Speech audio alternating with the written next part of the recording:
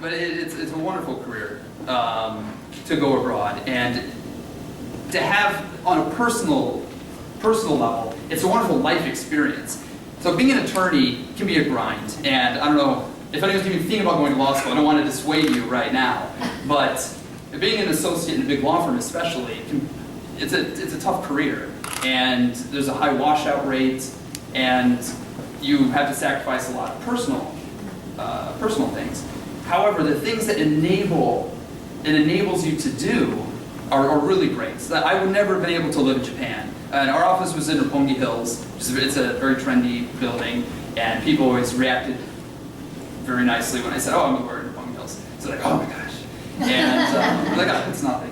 And and so you can go abroad, you can have those experiences that you would never have elsewhere. And you probably heard it from the other panelists, or from your friends, your professors, teachers, whoever, that even going to the supermarket is more interesting. I mean, living abroad's great, and I think if you have any desire to get out, it'll make you a better person, a more well-rounded person. It will change you. And the year I was in Nanzan University, my third year of college, and my second year of college, I started becoming the person I am now. And through that experience at Nanzan, I became more so. I kind of started reforming into what I am, and it gave me the idea of what I wanted to be, who I wanted to be. And I don't know who I would be now if I didn't go through all those. And at different times in my life, people said I had way too much self-confidence. Other people said, "Ryan, you should believe in yourself more." And the experiences that I've had have given me a very good balance of knowing what I can offer people and knowing what my own weaknesses are and be able to compensate for those. So it's not only a fulfilling professional path, but it can be a very fulfilling personal path. And I would encourage everybody to chase their goal. And kind of going back to the global market and being at Ohio State. Is everybody here from Ohio State? Are there any other colleges, Ohio colleges? Anybody outside of Ohio? Case was reserved. Okay. Case was reserved. Okay, that's... And, we do have, I occasionally do have law students in classes. Okay. And business. But now there is a huge challenge by competing against people. And I was asked yesterday if there's one thing that you could tell the student, Ryan, that you've learned. I would tell myself, my answer to that question was, don't be as stressed out as it was. Because can be wound very tightly, and that's probably why I was naturally disposed to being an attorney. But it's important to believe in yourself. So OSU is a wonderful school, and Ohio is a wonderful state. And I'm proud of Ohio. No matter where I've gone in the world, there are people from Ohio, and I'm going to get the joke, like, "Oh, you're all over the place because everybody wants to leave." And I said, no, that's a terrible thing to say. And it's because we can do great things. There are people all over the place from OSU and Ohio in general. But we can take our education here, and if you believe in yourself, you have that plan, you create that story about yourself that you can sell, you can do anything. Like I said, I'm only one of 4 Ohio State graduates that are at currently the biggest US-based law firm in the world. And like I said, I felt self-conscious about that. Like, oh, no, Ryan's a state school flunky. He didn't go to Harvard, he didn't go to Yale, whatever. But that's not the case. Like, people go to me for work. And everyone here, everyone at OSU, whether you're in the law school or you're in the school of business, whatever, can do the exact same thing. You just concentrate on what you're good at. Find something that you like to do. And frankly, being a lawyer, I don't like it a lot of times. But it's intellectually stimulating. It's fulfilling. And if you find that, you can identify that now and sell that and believe in yourself, that you can go abroad and you can convince people in another culture to see the value in yourself.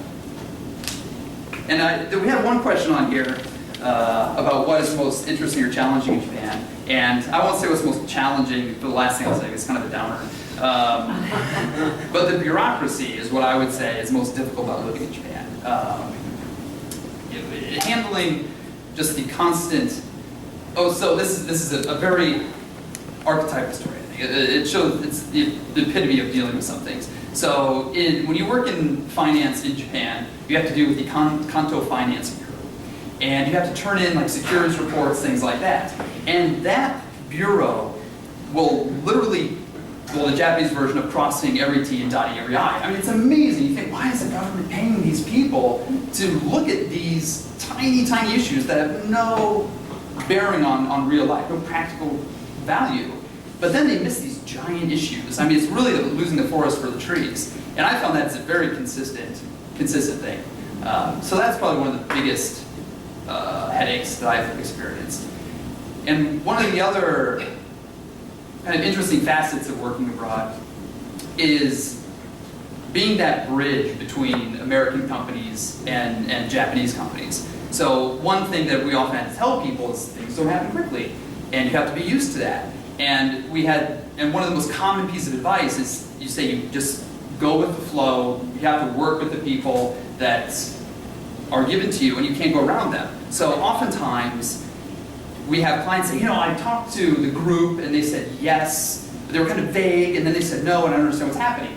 And then, so we went to this other guy on the side, and he said, oh, I'll get this done, I can do this. And so we talked to this guy, but then nothing happened. And we have to say, well, there's the group consensus, and then there's this other guy over here. And this other guy, at first blush, seems very, very American, very outgoing. He says, oh, he'll get things done. But he's not the person you want to go to. Even though he's American, he'll say he'll get things done. He's not part of the group. He's outside the group. He's kind of making his own way, and it just doesn't work there. The nail that sticks out gets hammered down. It's very true in a lot of places. But as a foreigner there, you can kind of live, you have to respect the flow, but you can kind of be outside it. You can kind of take some liberalities with how things are. Let's see. I think those are really my main points. But to just reemphasize, if anyone has, when you're sitting across the table from someone interviewing you, you want to go abroad, just be able to articulate what you want to do. And especially to go abroad, you have to do a lot of footwork yourself. Because no offense to the career services offices, whether it's in the law school or the university itself, people that want to work abroad often are not handled very well by the people that work with students that want to be in Columbus, that want to work, go right from an engineering degree and then slide right into an engineering company. A lot of the people in Tokyo, whether it's bankers, whether it's lawyers, or whether then you go to the other kind of the side of the coin of foreigners in Japan, you go to the teachers and those in that group. They're very circuitous paths, and oftentimes the standard route will not complement you, will not complement your skills, will not get you to where you want to be. So you have to be very confident in yourself. You'll get a tree's worth of rejection letters. I did, but I persevered. My self-confidence took a hit. It was very difficult. But if you do that groundwork, and like I said a bunch of times, you come up with that story, you'll find a variety of venues that you can take advantage of. And every person that you meet, you should try to take advantage of that relationship. And you should just kind of be practical, be cynical about it in a way. I mean, this person can be a critical juncture to my career. And I can identify a number of people that if I didn't talk to them, if I didn't send a thank you note, I would not have my job now. So when I went, I did a semester of law school in Japan, and I was interviewing Japanese law firms along with American law firms. And a very important thing to take into consideration is all the calculated risks you need to make to have an international career. You have to think, okay, if I put myself on this path, on this track, you will be different than other people. And if this doesn't work out, you need a plan B. And that plan B will be probably harder than it would have been otherwise because you're not in the same path. You didn't just graduate. So you have this time gap, and then you have to explain why it didn't work out. But going back to my story, so I applied to this Japanese firm, and I had a very good interview. I liked the people a lot, and I felt very good afterwards. And then I got an email saying, Ryan, we really liked you a lot, but we're looking for an intellectual property intern, someone that wants to do this, and you were very clear that you did not want to do IP. So immediately I was like, oh no, like this is terrible. I had to, I really wanted this internship. So I sent a thank you note, and this is my most important thank you note. One of the most important emails I've ever sent. And so that person, I said, thank you very much for the opportunity. It was wonderful wonderful time, and please keep in mind if there's anything that opens up.